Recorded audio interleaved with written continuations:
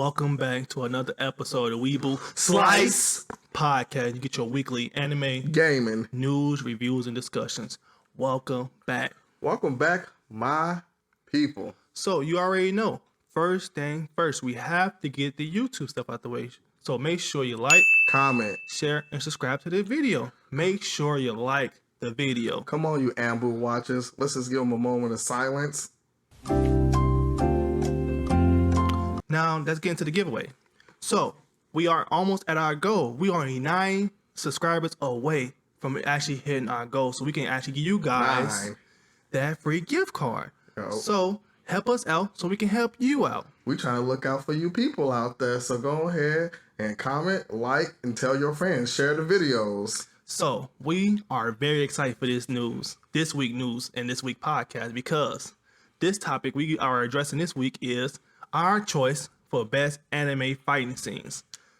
So we already know most people watch anime for the fight scenes. Everybody want that action. So we gonna actually give you I know it's gonna be a lot of complaints like, why you ain't choose this fight scene, why you ain't choose that fight scene. We're gonna try to keep it very constrained. We only chose like 2 or 3 a piece, and that was very difficult to do, to be honest with you guys. Yeah, just to filter out a lot of different fight scenes that we both like, and just to keep it like to 2 or 3, just to keep it short and concise for you guys. So I'm gonna start with mine first. So I know you haven't seen this series, but I have to go with Ichiko and Ukuraura. Sorry if I pronounced his name wrong. It's been a while since I've seen it, but this fight was so freaking good.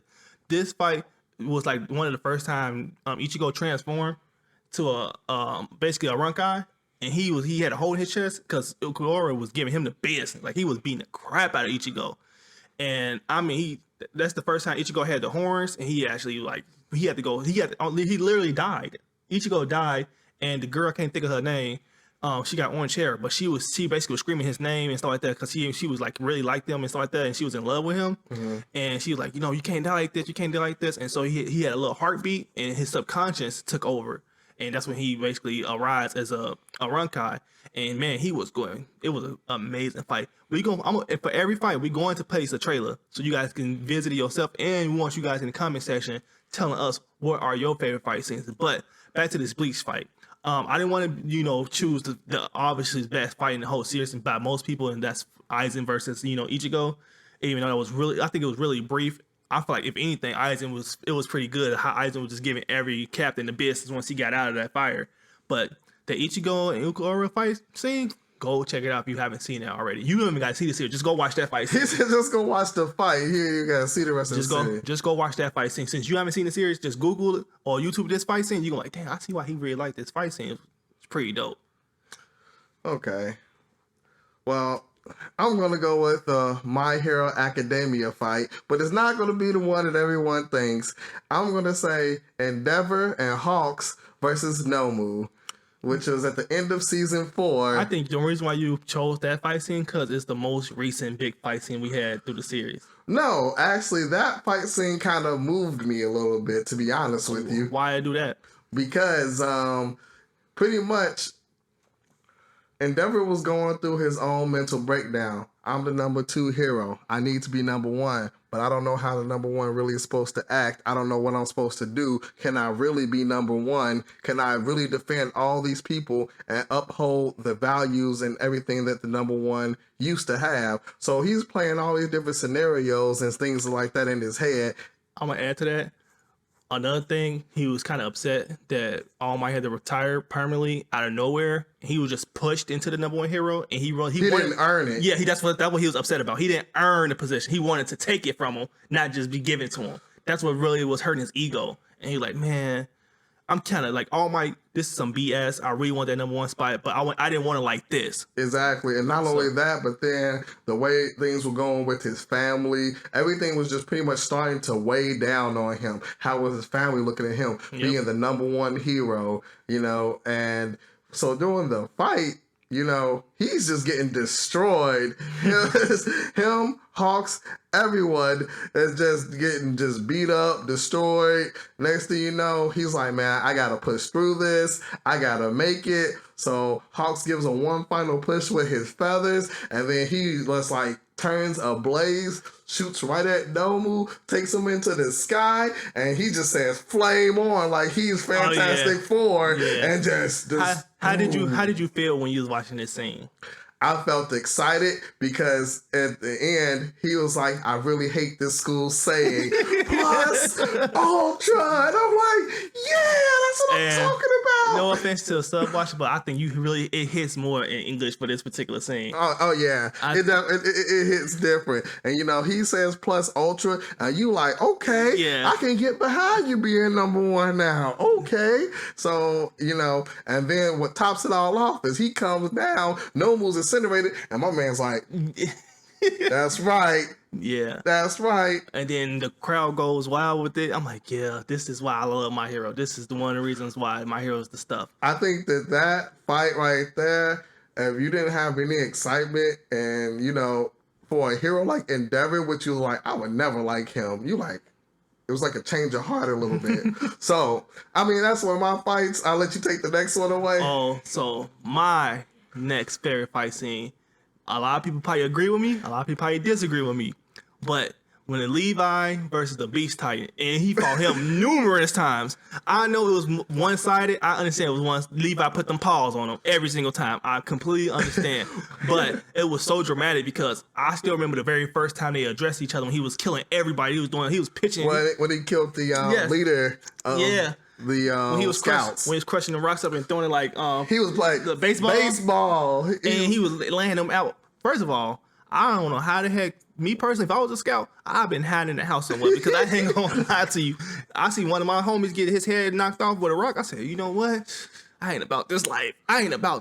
But Levi was about that life. But he was using all the smoke to camouflage himself.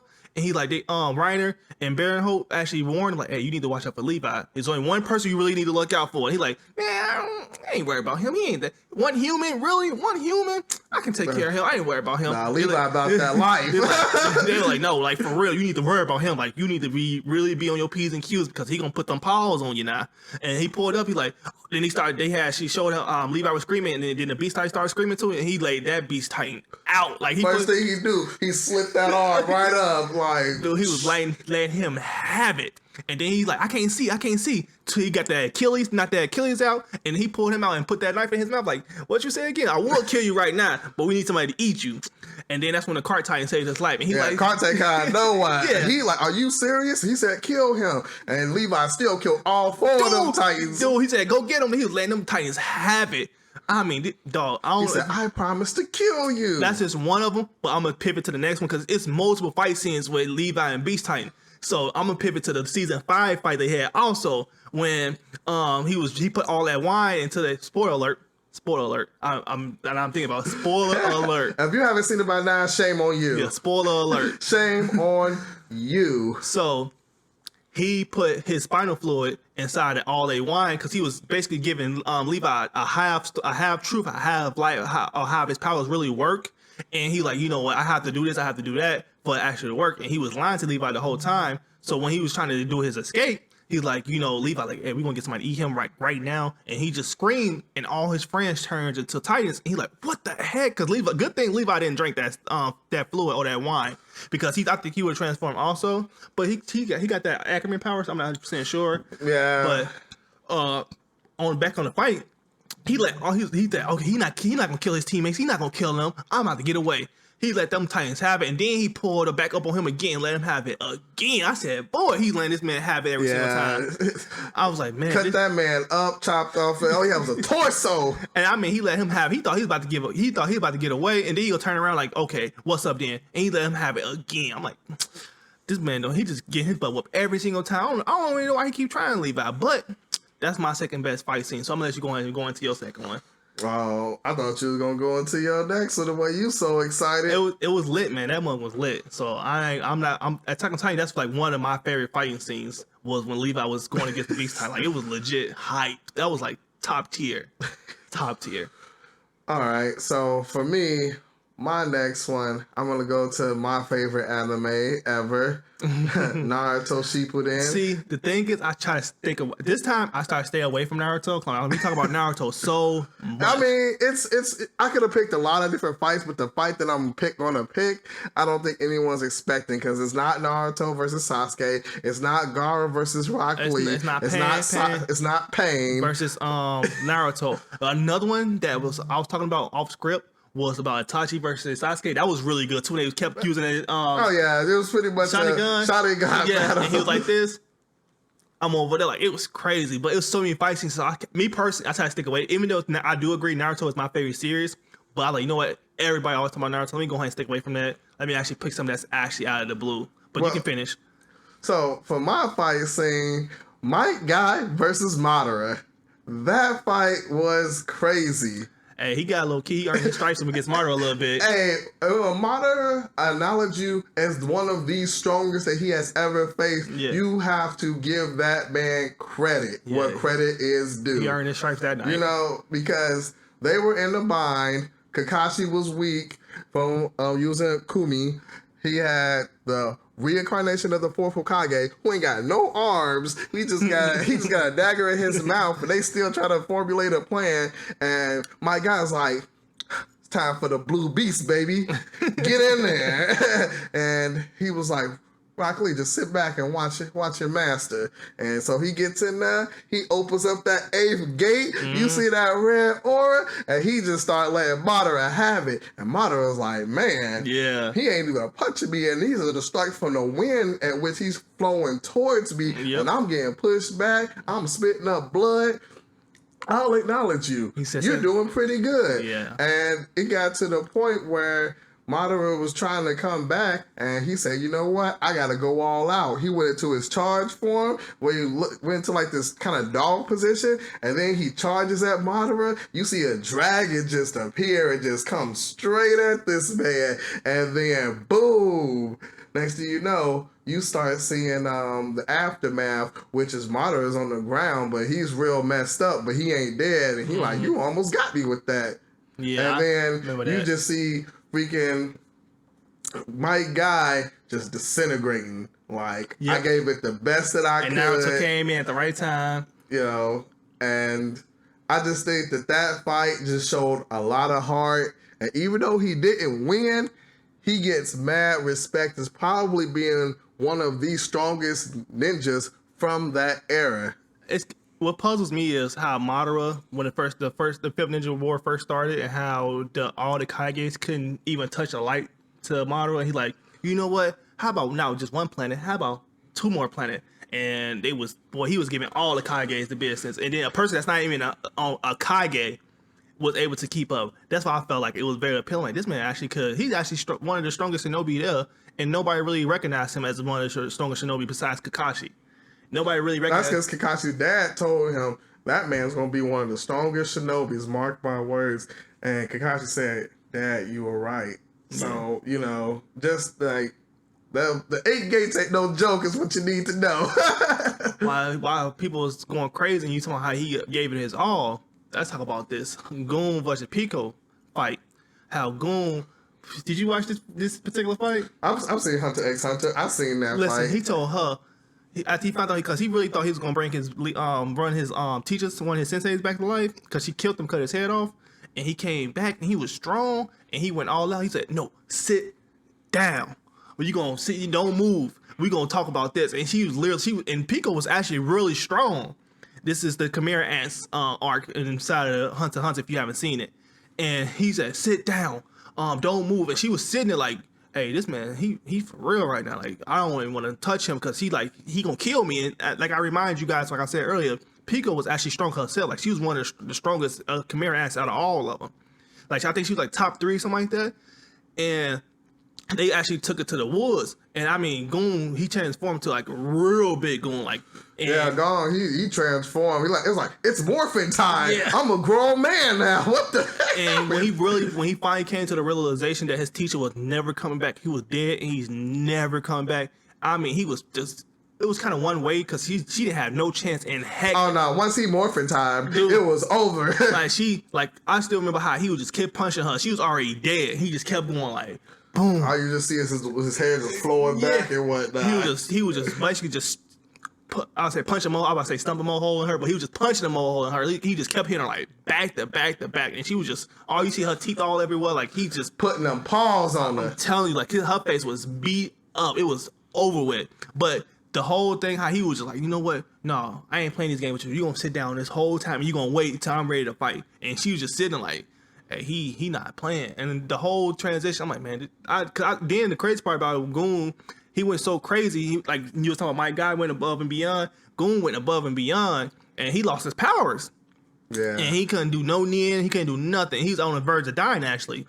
Yeah, he was in the hospital, wrapped all up, all messed up in the game. That's why I said you was talking about Mike God. I'm like, this is a similar concept because Goon was on his deathbed, and Kyowa had to get his sister to revive him and stuff like that. But that fight is a must see. Like, I know a lot of people haven't really gotten to Hunter x Hunter. It's a must watch show. They have it on Netflix, so you have no reason to not check this show out. But dude, that fight alone was pretty good. I know Hunter x Hunter had a lot of good fights. Like, I ain't even gonna try to spoil it for everybody who haven't seen it, but it's multiple fights in that show that was really good. So I just chose that one out of the whole entire series itself. Well, he morphed. I don't see how you cannot choose that one. So I mean, Killua had a couple of killers. I'm about to say Killua. He was just another type of animal. That's not play. Like, he had a couple of fights. Like, even the one when the Hunter exam, he pulled old dude heart out. That was pretty brief. Oh yeah. And then how Kano. And then how his fathers and his grandfather fighting old dude. Oh yeah. I'm like, it's a lot of fight scenes in there. But that's the one that spoke to me the most. But go ahead and go into your last recommendation or your last favorite fight scene for our particular podcast for this week. Oh, so I had to do it. So my last fight scene, guys, is Jujutsu Kaisen, Ayo and Itadori versus Hinami, aka the Boogie Woogie. Anybody who's watched it. So this fight was crazy because Megumi and Mary were getting destroyed by Hinami, and next thing you know, Itadori runs up and says, "Hey, we got this," and Megumi's like, "You die again and I'll kill you." I don't know how that really works. Maybe it was cool because he said it, but if he dies, you can't kill him. But sure, I guess that's motivation if that's what you want to call it. So at this point in time, Itadori's been training with Ayo, and he's been telling him, "I'll let you get the first lick in. Show me what you got." And Itadori decides that he wants to just be a knucklehead, go in all half angry and cocked because of how he hurt his teammates, and freaking Ayo slaps him. And he's like, "Get your head out of your butt and do it right."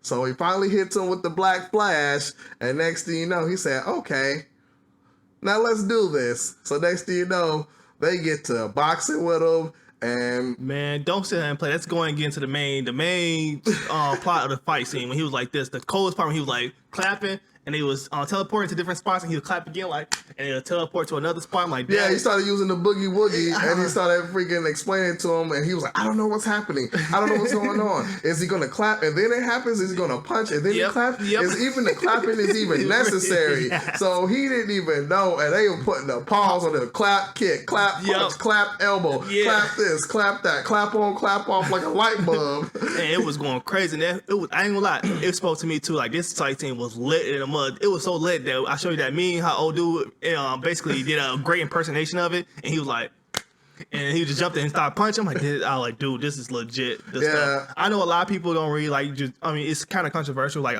people either love Jujutsu Kaisen or they have a love-hate relationship. Like, people that love it, people like, it's kind of overhyped for me. It's not all that, but for me, Jujutsu Kaisen was lit. I think a lot of fights in Jujutsu Kaisen was lit, but this was one of the most lit fights, so I had to pick it. And it was so good that Hinami ended up retreating, and he went back to the freaking their little hideout, all jacked up. Like, man, I barely made it out of there. am I okay? Facts. You know, so I think he severely underestimated him with all his little tree type moves and whatnot. And so he was like, man, I'm gonna have to use my other arm. But you saw how that worked out. So if you haven't seen Jujutsu Kaisen, definitely watch it. And it's in dub. You can't lose. So the very last fighting anime scene that I'm going to talk about for this week podcast. I didn't want to do it, but it was, when I first saw this, man, this episode was lit. And the fight I'm talking about was Midori versus Overhaul. And remember how old girl with the horn was on his back, and he was Midori low key went Super Saiyan a little bit. His hair turned blue and all that stuff. Yeah, his hair just went like shocking, and how he was going through pain. The coolest part of that fight scene when he hit him that one time, it felt like it was a whole bunch of gunshots. Like, poof. Oh yeah, it was like a shotgun fist, and you seen like 1,000 fists. Like, and then I still can visualize how he pulled up with his fist, and you see all the shock, and he looked up to him like. And he knew he was about to get laid out. Yeah, like, I think the biggest thing for me about that scene is Midori is like, if I can't protect one person, how can I protect everyone else? Dude. And I was like, damn, that was like motivational right there. Because if you can't do it for one, you can't do it for everybody. So it's like with anything in life, you start off with one. Yep. You know? Just a tipping point. That's all you need. But that fight was so cold to me. I know I was talking to my buddy of mine. And he was like, you know what? It doesn't hit like that for me. I'm like, dude, I remember Alfred Senju reacted to it. He had his reaction was a similar reaction I had to him. I'm like, oh my God, this is crazy. Because Overhaul, his power is pretty, though. Like, he just touch you and you evaporate. It's like, I can't think of the guy's name, but he's the leader of the villains. And he have a similar quirk that he touch you and you basically to dissipate. Okay. Yeah. So I'm like, dude, this is gonna be a great fight. And then I know he had a handicap. An old girl was just, helping his quirk out. Like it was like a complete cycle. Like he would use it and it's supposed to hurt him, but she was healing him at the same time. Yeah, she was going back in time and whatnot. Yeah. So yeah, that was the only disappointing thing I would say was about that fight was the fact that he ain't go 100% by himself. Nope. And I think once he finally gets over that hump, that boy gonna be a different beast. Dude, it's gonna be crazy. But I have one honorable mention. That's it. And it's going back to my hero. And while we talking about Deku, I'm still thinking about him versus when he went 1,000,000% for the very first time, when he went against Muscular. Oh yeah. Dude, I ain't gonna go into deep details regarding this fight because it's just an honorable mention. But dude, that fight had me lit also. Yeah, he laid him out though with that punch. Yeah. Jacked up his arm and had to get some help, but he laid him out though. Yeah, he was crying. Oh, the little boy was crying. He woke him up like, what's that little water coming from? And then Midori went 1,000,000%. Like he really didn't go 1,000,000%, but it was at that point in time that it was just lit. But that's it for this week fight scenes that we actually decided that was our favorite picks. But like I said in the earlier in the podcast, you let us know in the comment and discuss. In the comment section below what was your favorite fight scene, because we would love to know. Now let's get into the gaming topic section for this week podcast. So first thing we're gonna talk about is Ghost of Tsushima may be coming to PC less than 1 year after its release. Now we both love Ghost of Tsushima. That was our 2020 game of the year. Oh yeah, Ghost of Tsushima was like. It was epic, beautiful. Music was good, fight scenes, and it was very authentic. I give it 2 thumbs way up. It's a must play because what's going on right now, Sony just updated the box artwork and it doesn't say only for PlayStation anymore. It just shows like all the updates, like the multiplayer and all that stuff. And I know a lot of PC fans, I know for a fact this game will sell like hotcakes on PC. I mean, because right now Horizon Zero Dawn is like the best Sony exclusive PC game that's like sold like hotcakes. But I know for a fact Ghost of Tsushima is gonna sell more than Horizon Zero Dawn in my personal opinion.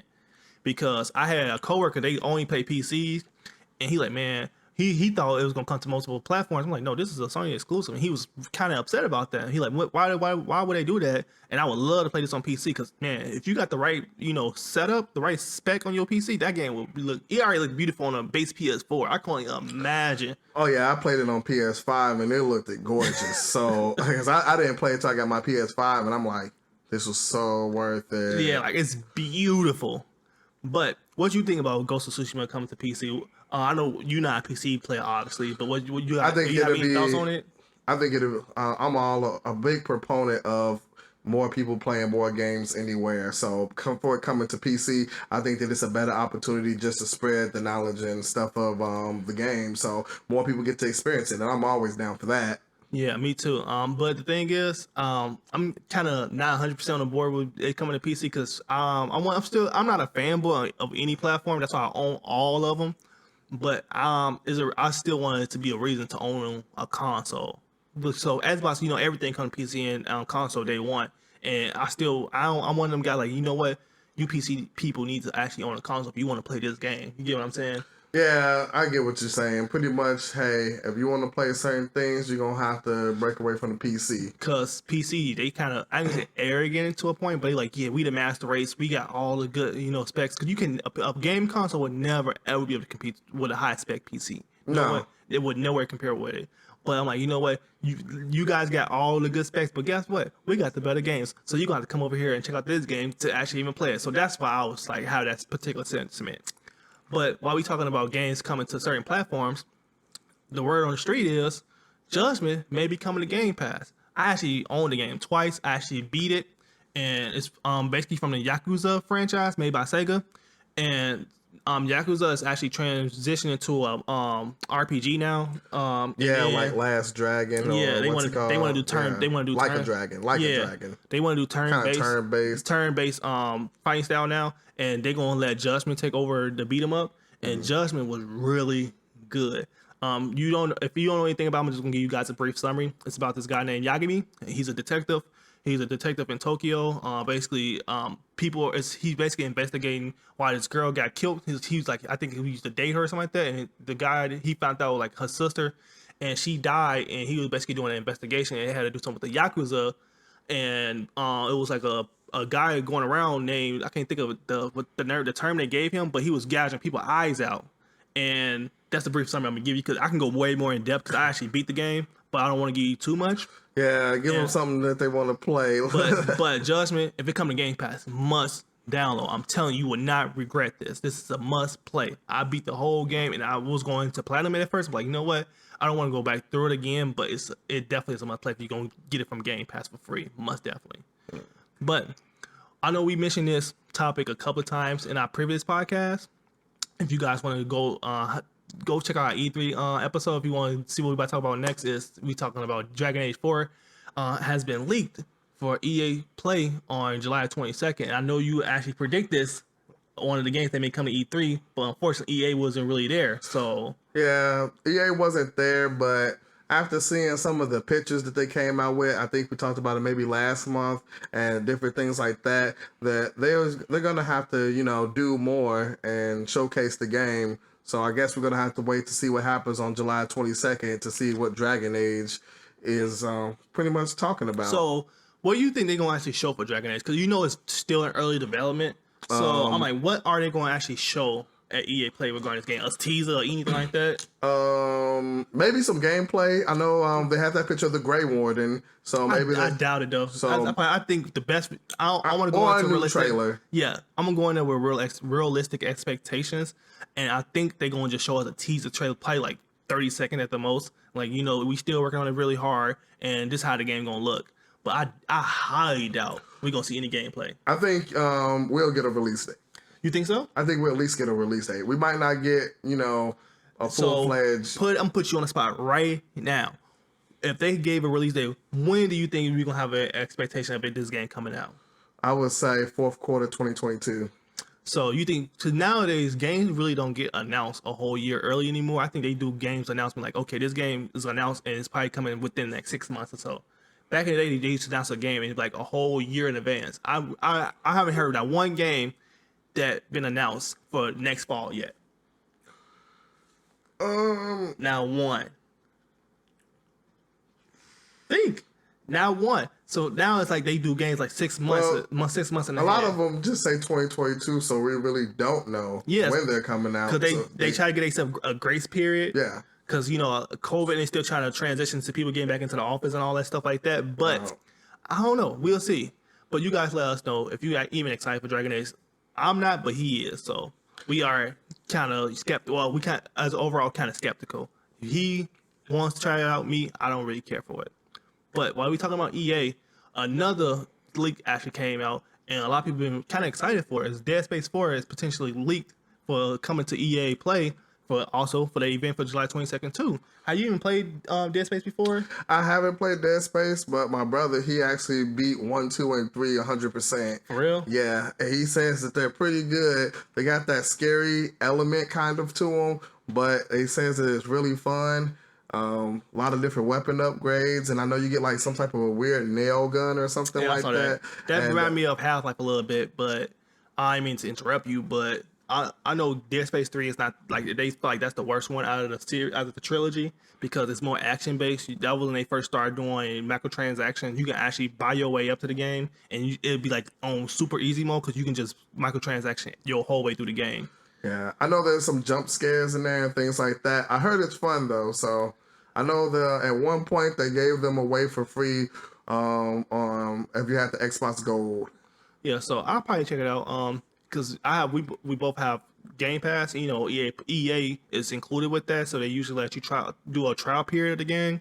So you don't have to own it. You can just play like the first couple hours of it. So if you like it, you can just pay for it at a discounted price. So I'll probably check it out that way. I really never dove into Dead Space like that, but I know about the series. I dabbled into it here and there, but I never actually played in depth any of the games, just being honest. But I am intrigued about it because I actually like horror games. So I play Resident Evil.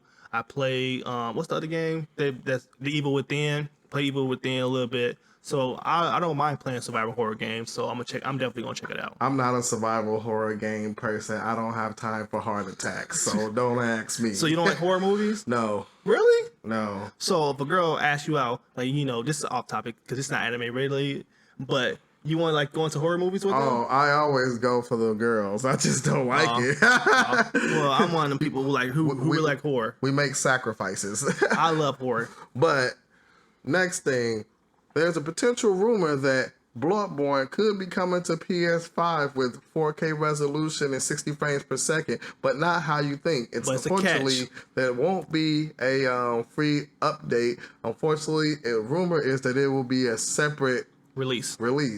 So, let me go ahead and ask you, sir, because we both started. You actually real in depth when it comes to Souls-like game, and we mentioned numerous times. This is my first time actually beating a Souls-like game, and you actually beat Bloodborne. I did. So, how do you even feel about this? Because me personally, I would just love for the free update, but they know people gonna buy this game again. I'll just say this, and then I'll leave it alone. If Xbox are giving out free updates for pretty much all of their games, why can't you just compete that way? Yeah, and the crazy thing is, every other Sony game got a free update. Ghosts, free update. Last of Us, free update. But Final Fantasy, free update. Like, most of their games are free updates. I don't know why Bloodborne would be a separate release. Well, it's just a rumor, but just I would say just take it with a grain of salt. Let's hope it's not a separate release. Because remember I told you, if I'm gonna go play Bloodborne, because I got a little spoiled playing Demon Souls first, I can't go back into the 30 frames and 1080p or sub 1080p. And I said if they come up with an update, I will go back and play Bloodborne. Did I not say that? You did say that. I said if they make an update for PS5, that's when I would go back and beat it. Yeah. When you do, make sure you stream it so I can laugh. I get enjoyment out of that. Well, you wanted me to stream Demon Souls when I first played because if you never played Demon Souls, I'm going to keep saying it. If you never play a Souls-like game, you hop in for the very first time, you're going to have a lot of frustrations. You just don't understand. Like, one day you're going to be upset. You're going to die like 15 times in a row. You're going to drop the controller, come back 15 minutes later. You're like, okay, I got this. And when you actually beat the first boss, you have some type of sense of, fulfillment. You have some type of fulfillment, like, man, I actually beat this boss after dying 30 times, but it was worth it. Yeah, definitely. It was worth it. But while we talking about next-gen titles, let's talk about what... Actually, you know what? I'm going to let you actually take away with this one. So, WB Montreal, everyone knows that they're working on Arkham Knights, which is going to come out 2022. No official release date. But what we didn't know was WB Montreal is working on a new AAA title. And the thing about it is WB Montreal only works on pretty much the DC games, the comic books. So No one knows what it is that they're working on, but we'll keep you posted when we find something out.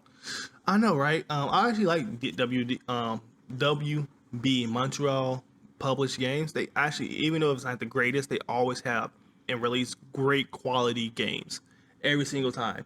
I know the Arkham series is hit and miss, but I love Arkham City. Arkham City was really good. I would say I don't think they were the only one that was bad. It wasn't bad. It was like mediocre. It was the one that wasn't made by WB Montreal, but Arkham Knight, Arkham City, and Arkham Asylum were good. Yeah. It's the one that had not Deadpool, but Deathlock. I just want to talk about. That's the one that was bad, or was not as good as the others. But the main three are really good.